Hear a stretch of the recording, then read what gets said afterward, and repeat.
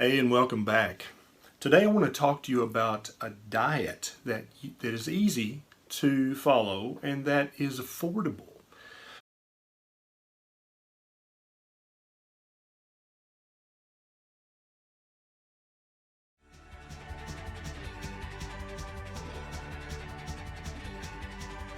Hey, and welcome back. Today I want to talk to you about a diet that is easy to follow and that is affordable. So many times I see patients in the office and they say, "Doc, I would love to do that paleo diet or that ketogenic diet or this diet or the other diet, but it's so expensive and it's so time consuming. I can't afford all these organic vegetables and the sweat off of water buffalo scrotum. I can't afford that and it's too hard to find. I have to drive to another town to even pick up the ingredients for these recipes." And so I want to take a minute and talk to you about a diet that you can afford, that's basically free, but it has been proven to work for thousands of years. Now, first, I want you to take 1 second and hit the subscribe button and click the little bell so you'll get notifications when I have a bright idea. It won't kill you to do that. Come on, give it a click. And then we'll talk about this diet. So can you guess what diet is essentially free to do? You can do it anywhere. You can do it in private. Your spouse doesn't even have to know that you're on a diet, okay? And the beauty of this is you're already doing it. You just didn't know you were doing it, okay? The diet I'm talking about is intermittent fasting. You may have heard about that. It's becoming a hot topic here lately.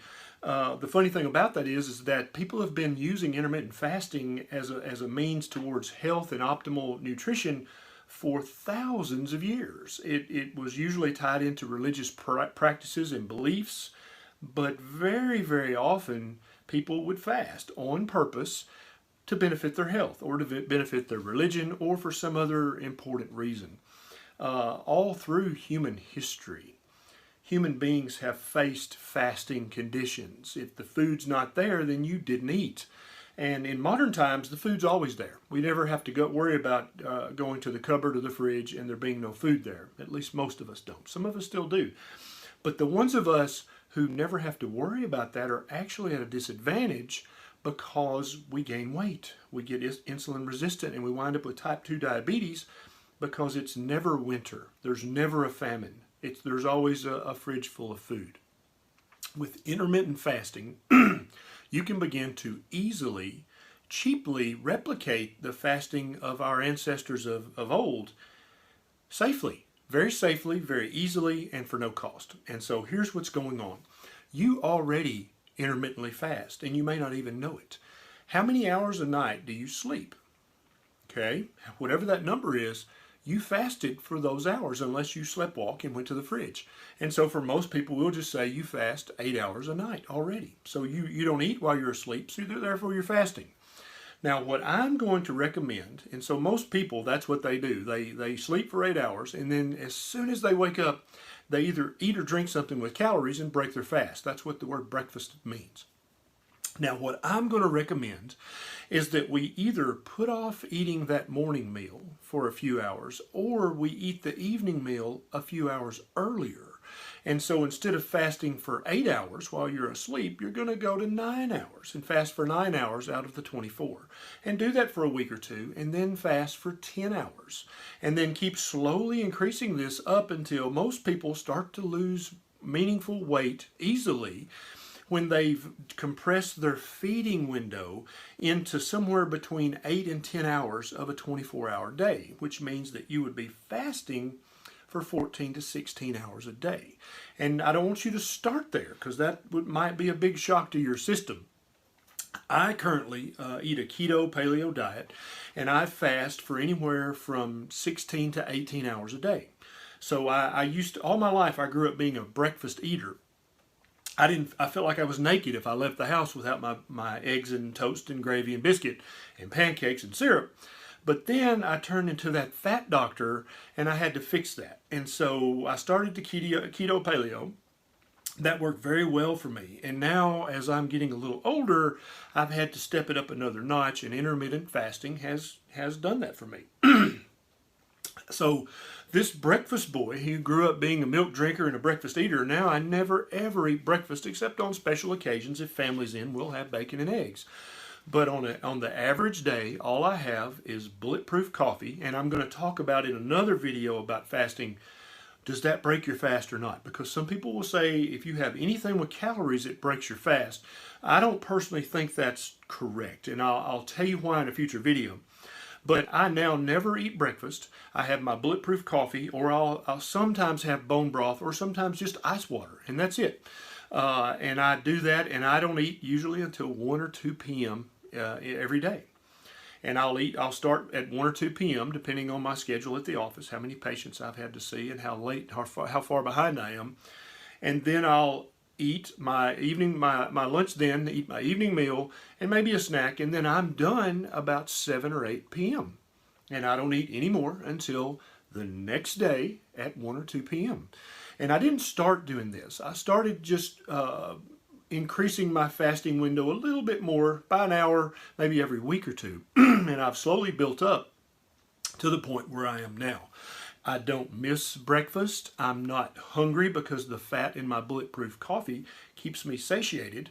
If I do have a random hunger pain, I found that a pinch of pink Himalayan sea salt on my tongue, and the hunger goes away immediately. That's also great for heartburn. If you have a flare-up of heartburn, a pinch of sea salt on your tongue makes mine go completely away when I rarely have it. But if I do have a hunger pain, that pinch of sea salt on my tongue fixes it. And so the fat and the salt keep me from ever being hungry. My weight has come down. Patients are commenting every day, it looks like you're getting thinner. But I'm not dieting. I'm not trying. I'm never hungry. And so in my feeding window, when I allow myself to eat, I eat like a horse. Okay? I eat like a pig. I eat so much food, but it's only within that feeding window. And we've talked about in the past, people have fasted forever. Another good example of why this works and how it works is to look back to the 1940s and 50s in America. There was almost as much junk food then as there is now. Albeit a lot more of it was homemade and a lot more of it was maybe organic or maybe more natural, but it was junk food nonetheless. It was grains and sugar. They had grains and sugar for every meal back then, but they had a very narrow feeding window, and you would get in trouble if you tried to eat at any other time of the day. So you've heard the expression, got caught with your hand in the cookie jar. That's where that expression came from, because in the 40s and 50s, you would eat breakfast at 7 or 8 a.m., you would eat lunch around noon, and then you would eat your evening meal at 5 or 6 p.m., and that's it, you were done. You didn't eat the rest of the time, and you did not snack the rest of the time or between meals. And so you had a fasting window that was enforced by your mother, who, if you got caught with your hand in the cookie jar, would deal with you in a corporal kind of way, which means a spanking, by the way. And so you knew better than to do that. And so even though they ate lots of wheat and not as much sugar as the typical American eats today, but they ate dessert with almost every meal, no one was overweight, no one was obese, because they had a very big fasting window and a very narrow feeding window. That's intermittent fasting. So your grandmother did this. Your father was probably made to do it before he got grown. When he was a kid, he had to keep his hand out of the cookie jar. There was no snacking after dinner. You were done. Now, if you were a bad boy or girl back then, you got sent to bed with no supper, which made your fasting window even bigger. And I'm sure to the children who had to endure that, that seemed like torture, but actually it was great for their health. They just didn't know it. So I'm going to try to do a series of videos on intermittent fasting because it's such a powerful method to get the fat out of your pancreas, to get the fat out of your liver, to get the fat off your booty and your belly, but it's also free. It's also very simple to do. You can do it if you're broke and living in your car. You can intermittently fast, okay?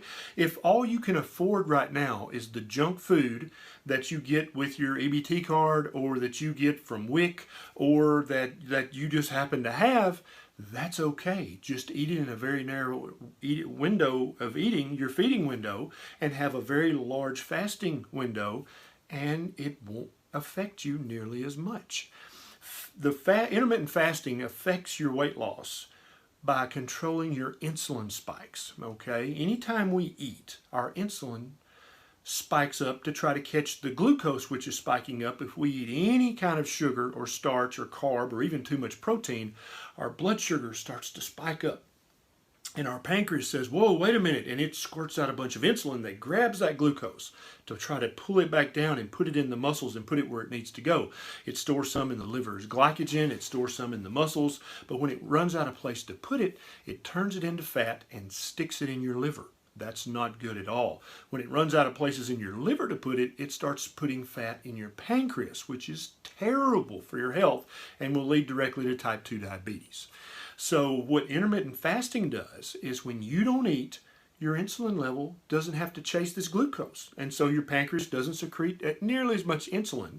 And so you don't have that signal to store fat. Now, when you don't have the signal to store fat, yet your body needs calories to function, that's right, you burn fat. The fat that's already in your pancreas, in your liver, or on your booty or belly, you start to burn that fat.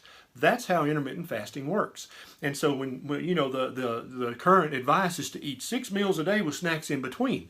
And so every time you eat that whole wheat snack, your blood sugar goes up, insulin goes up, fat is stored, okay? If you're always feeding your body sugars, starches, and carbs, your body has no need to burn the fat. It's just going to store more fat. The only way you're going to burn fat that you already have stored is if your insulin level is low enough and stays low enough so that your body says, hey, we need to burn some of this fat for energy. And that's what it does. It's made to do that. It's been doing it that way for thousands of years. All you have to do is compress your feeding window and increase your fasting window. You can do this very slowly. You can take, it probably took me 3 months to go from a 16-hour feeding window, because I used to be a snacker guy, and my wife Nisha will tell you I used to have my bedtime snack in bed. But as my pants kept getting tighter and tighter, I had to stop that.